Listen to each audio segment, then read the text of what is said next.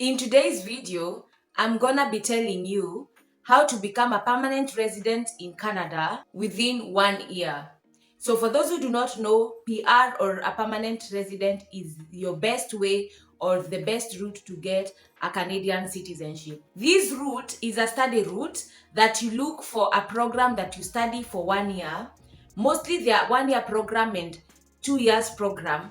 1 year programs runs for around 8 to 10 months and 2 year programs runs for 16 to 24 months.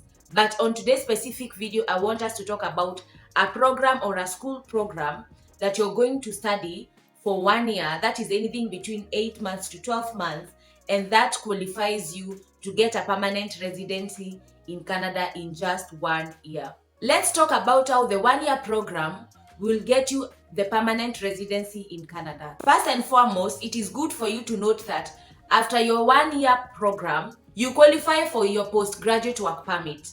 This postgraduate work permit under the 1 year program is a 1 year long work permit. If you take a 2 years route study program, you qualify for a 3 years postgraduate work permit. So most people will ask me why shouldn't I go for the 2 years program and not the 1 year program? This is the reason. All of us know how much or how expensive it is for you to come even to these countries and study just normal diploma or certificate courses. So this is what I'll be advising you, or this is what I'll say in the case of this video. If you have the finances, I'll say go for the 2 year program, because the 2 years program, after you're done with the program, you qualify for the 3 year postgraduate work permit. But if you do not have all that kind of finances, I'll tell you to take the 1 year program, because after the 1 year program, you qualify for the postgraduate work permit, which is also a 1 year work permit. In most cases, most people go with the 1 year program. Then after the 1 year, once they get the 1 year work permit for the postgraduate work permit, they switch to another school and take another course for 2 years, and also that gives them another 3 years work permit, as they are looking for ways to transfer either to other kind of visas or work permits, or they have applied for their permanent residency. But in today's video, let us look at what is needed for you, or what makes you eligible for this 1 year school program, and what do you get, what are the benefits, and what do you need for you to be fully equipped to go and partake these kind of courses in Canada. In a previous video, I had shared, and I will put the video up here and also on the description box. And also on the description box, I'm going to share these kind of videos, the Canadian roots videos, so that you see the different pathways on how you can move to Canada. In a previous video, I talked about how you can get your PGWP in Canada and why you need the DLI to get schools that have DLI. I had talked about it on ways you can convert your Canadian visitor visa to a work permit. So today I want to give you also tips on why you should go to school in Canada, get a 1 year program, that is a program that it is 8 to 12 months, and what is required of you and what do you need so that you'll be fully equipped. Before we go any further, guys, remember to subscribe, remember to hit the notification bell so that anytime I upload, you'll be notified. I upload every day at 12 p.m. Also, remember to like and share this content with your friends and families who are looking for information, tricks and tips on how to move abroad. It is very important for you to share this video and like this video, because that way you encourage me to post more and source out for content, and also you are helping us grow this community. The first thing you need to do is apply for a program. So this can be done in a lot of ways. While you're in your home country, look for colleges that have DLI. DLI means Designated Learning Institutions. So, and please check if the colleges that you're applying for these courses have DLI, because DLI is one of the routes that will ensure and will make you get your permanent residency. If you go to a college that is not a DLI, that is a Designated Learning Institution, you will not be able to apply for the permanent residency in Canada. So what you need to do, search for schools that are DLI, and then once you get the school, definitely apply. So once you apply, what happens? When you are applying, ensure that this school gives the PGWP, and PGWP means postgraduate work permit. Some schools are DLI but do not give the postgraduate work permit, and also some schools are not DLI, but they give postgraduate work permit. And in this case, you need both for you to be to be qualified to get the permanent residency. So you need first to get a school that is a DLI school, and to ensure that the school you're applying has or offers the postgraduate work permit. This is because once you're in a school that has DLI, or it is a DLI certified school, the school is entitled, or it's according to the government standard, they are certified to ensure that if you go to these kind of schools, you can apply for your PR.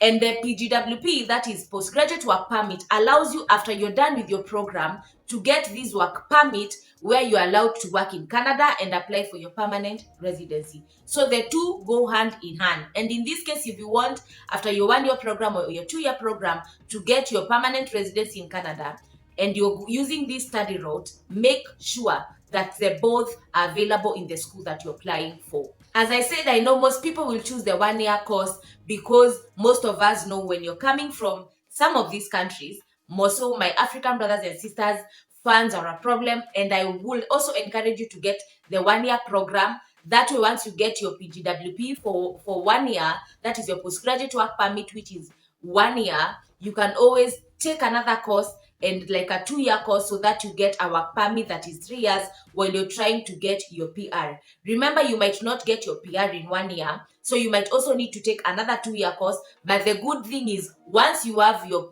postgraduate work permit, even if it is for the 1 year program that gives you a 1 year work permit, it allows you to work in Canada. So while you're working, you might also enroll for another course and get like the 3 years postgraduate work permit, or you can get or change your visa to another kind of visa.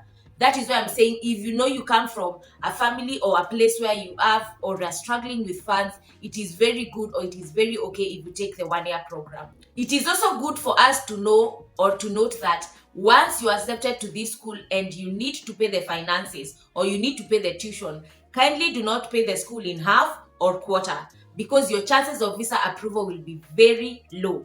So these courses actually do not cost a very high amount of money if you compare them to diplomas that are 2 year courses or to degrees. It is around, most of them are asking mostly for around 3,000 to 4,000 Canadian dollars. So if it is something that you can afford, it is very good, and it is the visa officers advise students to pay the tuition fee upfront and in full. Reason because once you're doing your visa application, this is very, very, very strong, supported by the fact that already you've paid your tuition in full. It will be very hard for a visa officer to deny your visa. So if you pay your school fees in full or your tuition in full, the higher the chances of you getting your visa approved. Also, it is good for us to note that you need to look for courses that are in very high demand.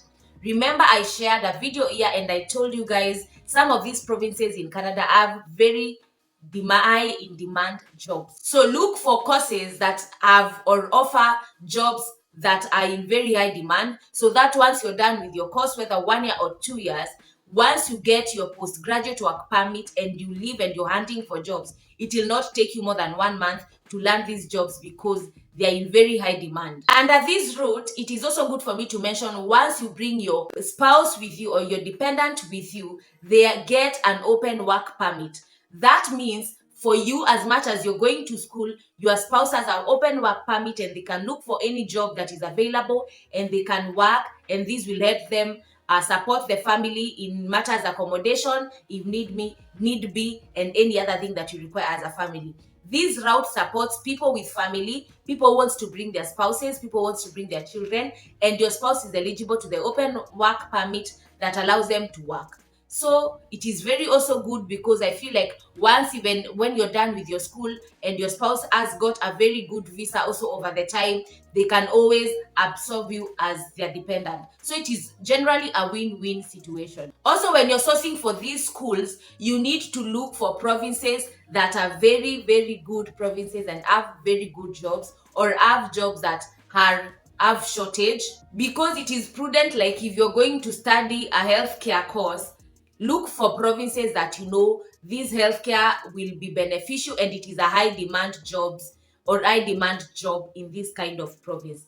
Also, remember I said in a previous video, like if you go to cities like Ottawa to Vancouver, you'll struggle because they are very expensive places in Canada. So you need to look for cities that are a bit accommodating or accommodative to immigrants and are easier to know your way around, and also places or provinces that have jobs that are in very high demand. Those are provinces like one, British Columbia, Saskatchewan. I have shared about jobs in Saskatchewan here before. Provinces like Nova Scotia. I have a video also about Nova Scotia in this channel. I'm going to link all those videos on the description box so that at your own free time, you're going to look at them. Look at places like Quebec and also look for places like Alberta. So all those are provinces that have very high in demand jobs, and you can always look for these kind of jobs. People will ask me what are high in demand jobs. I also shared that video in this page before, but I'm going to tell you most of the jobs that are in high demand in some of these places like Nova Scotia, Saskatchewan, British Columbia. So you are looking at jobs like agriculture, customer service, IT, truck driving, and healthcare. Definitely, we all know that anything to do with healthcare will always get you a step forward when you want to relocate abroad. Guys, remember to leave a comment. If you have any question, you can always leave me a comment. Share this video with people who are looking to relocate abroad.